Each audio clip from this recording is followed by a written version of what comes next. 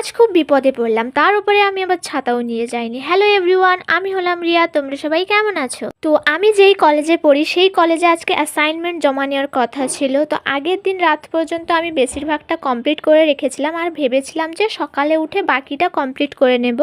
কিন্তু সকালে হঠাৎ করে অন্য একটা কাজ চলে আসে আর তার জন্য আমার অ্যাসাইনমেন্টগুলো কমপ্লিট করতে অনেকটাই দেরি হয়ে গিয়েছিল। তো সব কিছু কমপ্লিট করে আমি বেরিয়ে পড়েছি কলেজ যাওয়ার জন্য। আর দেখো, আমাদের বাড়ি থেকে বেরোনোর এই রাস্তাটা এতটা খারাপ যে এই রাস্তাটা দেখলে আমার আর কোথাও যেতেই ইচ্ছে করে না। আর এই কারণের জন্যই আমি কোথাও যেতে চাই না তেমন একটা। আর দেখো, আমার মা আমাকে রাস্তা পর্যন্ত ছাড়তে আসছে। আমি বা দিদি যখনই কোথাও যাই না কেন, মা আমাদের ছাড়তে আসে। তো এখন আমরা রাস্তায় দাঁড়িয়েছিলাম, তারপর একটা টোটো পেয়ে গেলাম, তো তাই জন্য টোটোতে উঠে পড়লাম। আমি টোটোতে তো উঠে পড়েছি, কিন্তু আমার অনেক চিন্তা হচ্ছিল, কারণ আমাদেরকে কলেজে ডাকা হয়েছিল 11টার সময়, কিন্তু আমি বেরিয়েছি 10:30টার দিকে। তো আমার মনে হচ্ছিল যে আমি 11টার মধ্যে পৌঁছতে পারবো না। তবে আমি ঠিক সময় পৌঁছে গিয়েছিলাম। আর এখন আমি বসে আছি টাকা জমা দেওয়ার জন্য। আর টাকা জমা দেওয়ার পরে আমি গিয়েছিলাম ক্লাসে, আর সেখানে আমাদেরকে পরীক্ষার ব্যাপারে বলা হয়েছে। আর সেটা শোনা মাত্রই আমার মাথার ভেতরে থাকা ব্রেনটা হঠাৎ করে নড়ে উঠলো। বেশ কিছুক্ষণ ক্লাস হওয়ার পরে ক্লাস এখন শেষ হয়ে গিয়েছে, আর আমি সকালে যে অ্যাসাইনমেন্টগুলো কমপ্লিট করেছিলাম সেগুলো এখন জমা দিয়ে তারপরে বাড়ি চলে যাব।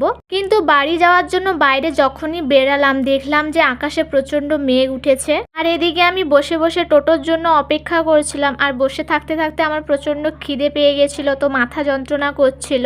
আর শুধু মাথা যন্ত্রণাই করছিল না, একটু পরে আমার আবার পেট ব্যথাও শুরু হয়ে গেল। আর দেখো, বলতে না বলতেই খুব জোরে বৃষ্টি পড়া শুরু হয়ে গিয়েছে। তো ওখানে প্রায় অনেকক্ষণ বৃষ্টি হয়েছিল, মোটামুটি 1 ঘন্টা মতো বৃষ্টি হয়েছিল।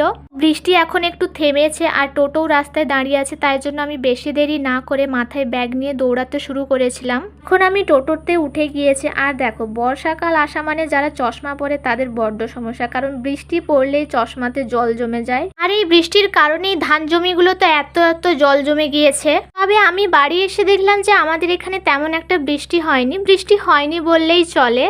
তো এখন আমি বাড়ি চলে এসেছি আর আমার এখন প্রচণ্ড ঘুম পাচ্ছে, তো আমি খেয়ে ঘুমিয়ে পড়বো। তো আজকের এই মিনি ভ্লগটা আমি এখানেই শেষ করছি। তোমাদের সবার সাথে আবার দেখা হচ্ছে নেক্সট মিনি ভ্লগে। তোমরা সবাই ভালো থাকবে, টাটা।